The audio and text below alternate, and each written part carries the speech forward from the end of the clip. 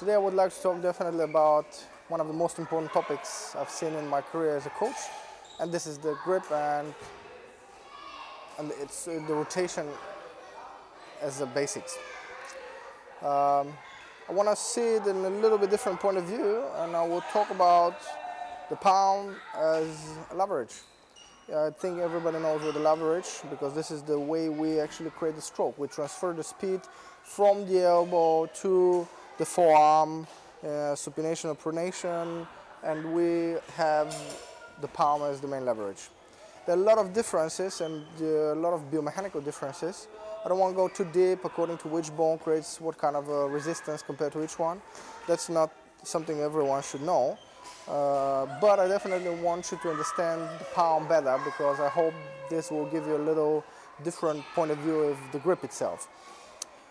Now we have the handle of the racket, and we actually have two sides in the handle of the rackets. We are having the bottom and the top side, and we have to imagine that if we have to have a leverage and we want to use the full power in many of the strokes, we have to have a good leverage from the bottom to the top of the racket, to the top of the handle. We talk about first the bottom of the handle. The bottom of the handle has three basic positions, and I haven't heard many coaches talking about that one. The main one is very close to the edge of the palm, where there is one small bone, and it lies exactly here, next to the bone. Then we have one position close to the fingers, to the beginning of the joints of the fingers, and this is very specific position. And then we have also one very specific position where it's actually lying in the middle of the palm. Now, why this is the main one? The first one I want to show as the bottom of the grip is the main one, because this is the handle where we create maximum power and maximum rotation. If you look now, the rotation, I'm just actually rotating around my forearm, supination and pronation, and I have the board actually and the thumb and the index finger on both sides, so it's a kind of a normal grip. Both of them are pushing. One is pushing this way, the other is pushing the other way. And if you see, this is quite okay rotation. Now, if I allow the bottom of the racket to end in the middle of the palm, I am still handling it with the thumb and the index finger similar to what I handled before. But right now, the head of the racket makes way less rotation. I still make a rotation, but the rotation is actually a rotational circle. If you imagine that's a kind of a top of the circle, is way smaller.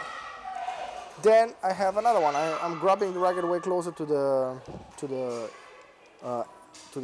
beginning of the joints of the fingers, and I hold it like this, and then I create. Now you can see, okay, this is a big palm, big rotation, actually bigger than the middle one position.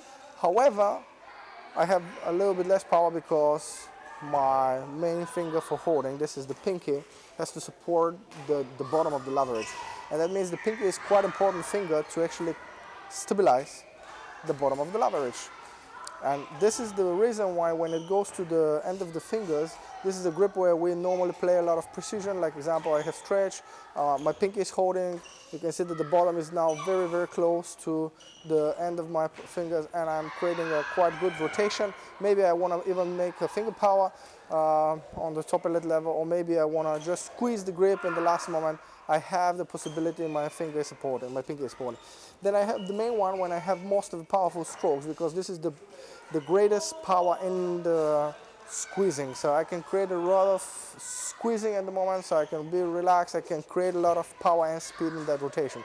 And then I have the bottom grip where I can be used for specific positions. Like example, I don't want too much rotation, like the offensive lifts in the forehand side, close to net, but I want to be able to have the bottom here so I can actually rise my wrist, maybe create the spins, or maybe then change the grip and do anything else. Now, this was the bottom of the leverage. Then we talk about the top of the leverage. This is the top of the handle. We have the thumb and the index finger is the dominant one. And you hear many coaches talking about the V-grip. I wouldn't talk only about the V-grip. I want to talk about where, on which phalanx do you hold the grip. Because if you look at the thumb finger, typical mistake is that many people are putting the finger directly up. Doesn't matter which side, they're putting it directly up and they're locking.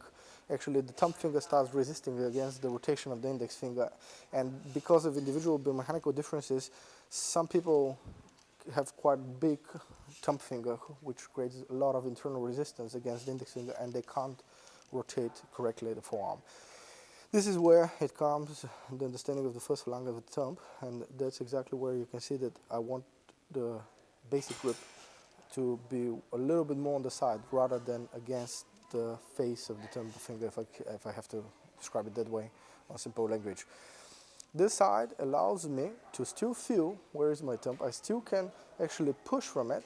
However, I can actually, the thumb doesn't resist anymore. Then I have the index finger.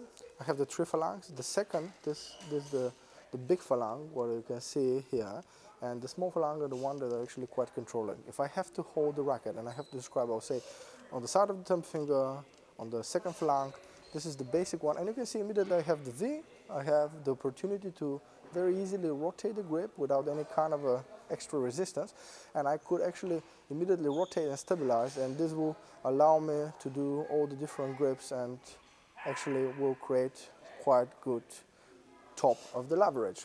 The bottom of the leverage depends on the pinky, so these three fingers, the thumb, the index finger and the pinky, I'll say are the crucial one. The other two are of course stabilizing. Together, 5 of them, they have all the opportunity to create all kind of grips. I hope you understand now a little bit more about the grip. I will definitely go for a lot more videos where I want to describe what kind of a change of grip you have to do when, according to what time of impact and even tactical situations. Thumbs up.